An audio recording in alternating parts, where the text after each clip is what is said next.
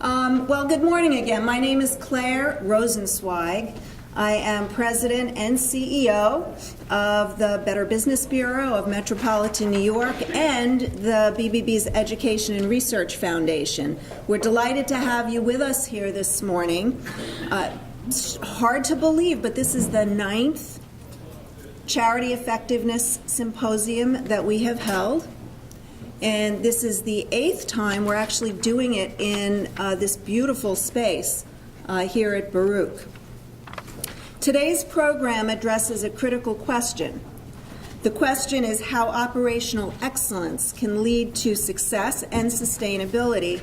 And of course, to answer those questions, we have an array of incredibly distinguished speakers this morning.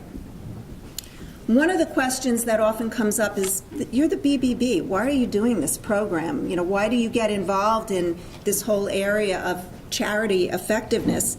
Well, two of the BBB standards, you all know, there's 20 standards for charity accountability that the Better Business Bureau promotes to the world. Two of those standards deal specifically with effectiveness. They say that charities should evaluate their effectiveness and report the results to their boards at least every 2 years. And so we take a deep dive into this subject so that all of you can understand what we talk about when we talk about charity effectiveness. In the standards, we never want to see your effectiveness program because, again, that can vary depending on your organization. But we do feel it's critically important to have one. And, again, that you let your boards know about that and that it's documented in your minutes. I always like to start these programs with a thank you because, as we all know, these programs don't just happen. And so there are quite a few people and organizations that I would like to thank. Of course, the first and our deepest thanks go to the sponsors. Our principal sponsor today is KPMG LLP. Our major sponsors are Emblem Health and the New York Community Trust, and our benefactor sponsor is EisnerAmper LLP. Without these sponsors, this program literally would not be possible. So thank you so much.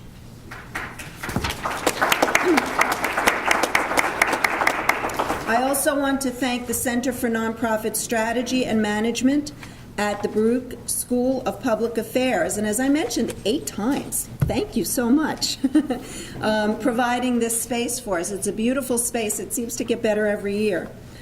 And then, of course, there's the program committee. The content of this event is really an aggregate of thought leadership. You know, the people in the industry get together. We start a year ago, like right after this, we'll start for next year. And they get together and put the content of this program together. The program committee, Ronna Brown from Philanthropy New York, Richard Brown of American Express, Valerie Reardon of Emblem Health, Mark Castle of BNY Mellon, Jack Krauskopf from the Baruch School of Public Affairs, Hilda Polanco of Fiscal Management Associates. She's on our board and a panel moderator today. Miguel Bonilla from the New York City Department of Youth and Community Development, and Pat Swan from New York Community Trust. Lauren Miller from United Way of New York City. David Oakhorn from Long Island Community Foundation. Charles Whalen from the Whalen Group. Cindy Lott from the Columbia Law School. She's on our BBB Wise Giving Alliance board. Julie Flock and Candace Meth from EisnerAmper. Vicki Sweeney from KPMG. She is the vice chair on our BBB Foundation. Bruce Linger from Lincoln Financial Advisors, and Ed Goldberg from Macy's. Just a few folks. So as you can see, some of the best in the business, along with all of you, here to put this program together. And your help, all of you that I just mentioned, your help to put this program together was critical. So thank you so much. Not only that, but it gets even better. 18 organizations are event supporters this year. 18 organizations. They helped us get the word out to bring all of you to this program today. I'm not going to read every one, but you can see them scrolling on the screen. All of them are important, and we thank them so much. Their representatives are here today. I'm sure they would be happy to answer questions. And of course, last but absolutely not least is our BBB staff. Luana Lewis, I want to say thank you. Luana is amazing. She's our Senior VP of Programs. Walter, standing right next to her, is our VP of Operations. And the staff that are here today, in fact, anybody from the BBB, raise your hands. I guess they're all out there. But, oh, there they are. Nick, Emmanuel.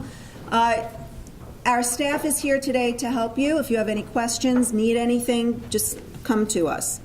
We do, I know it's early in New York, but we do have a sold-out event today. So be sure that we do take up all the seats. And for those of you who have coats, there is a coat check out there if you need it. In your packet, you'll find an evaluation form. As I mentioned, the program committee puts this program together based on comments that you have provided. So be sure, even if you have to leave early, which of course we hope you don't have to, but if you do, please be sure to drop off your evaluation form.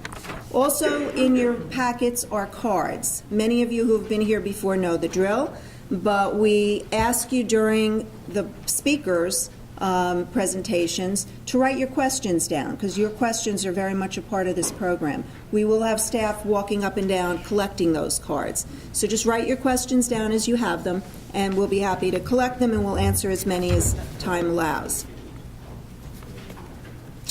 With that, I would like to introduce our host, David Birdsell, to the podium. David is Dean and Professor at the Baruch College School of Public Affairs, and Dean Birdsell will be introducing our opening speaker, Charities Bureau Chief James Sheehan. And hopefully, after Mr. Sheehan's comments, there will be some time for questions. So with that, Dean Birdsell.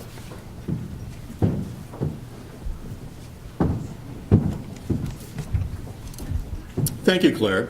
Good morning, everyone. Good morning. It is wonderful to see you here. We are delighted, as Claire mentioned a moment ago, for the 8th time to host this event.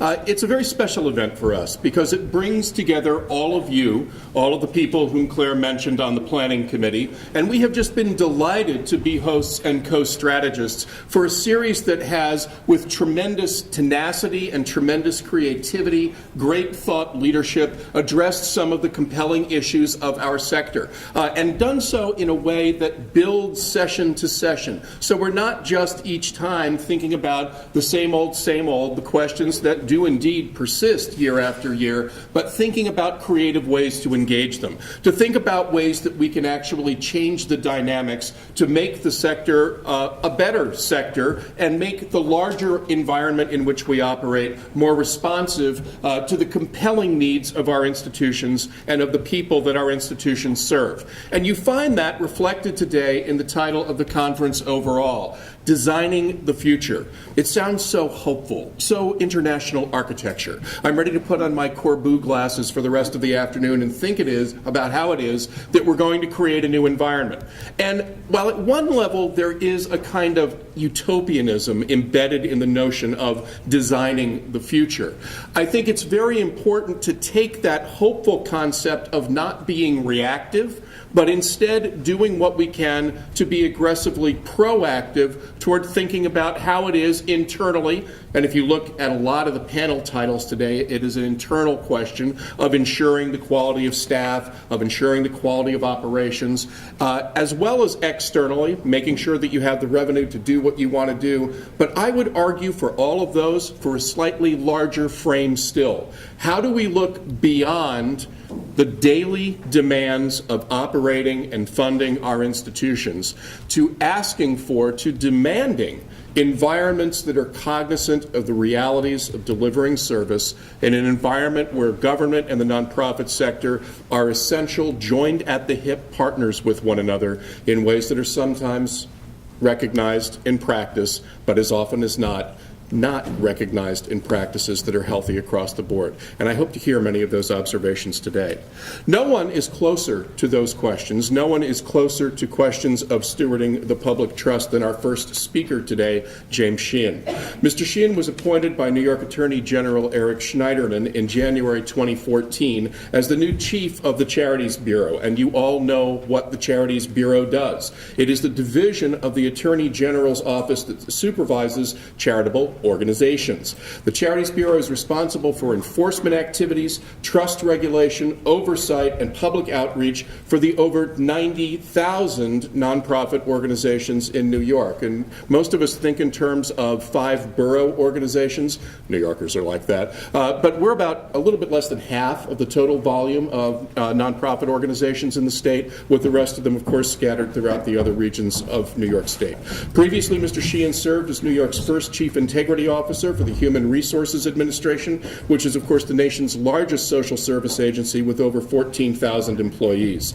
Previously, he served as the first New York State Medicaid Inspector General from 2007 through 2011. He graduated from Swarthmore College and Harvard Law School. I am delighted to bring to the podium James Sheehan.